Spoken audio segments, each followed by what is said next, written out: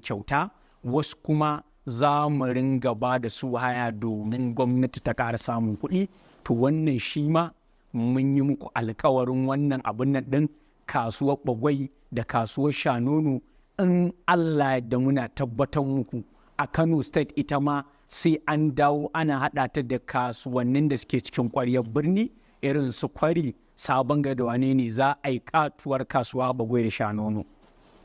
Sannan kuma fage na noma, wannan kowa ya sani cewa tushenmu ne noma. Tushenmu ne noma, ba za mu taɓa mantawa da wannan ɓangaren ba, dole za mu ba shi muhimmanci sosai domin bunƙasa harkar noma, saboda hakan zai ƙara samarwa da matasanmu ayyukan yi. Idan kuma ya samu musu da aikin abin da dai nake magana na cewa wannan ciyayin da wane ne da ake tafiya, to kun ga shi ma za a daina tafiya, saboda mutanenmu za su ringa noma da saboda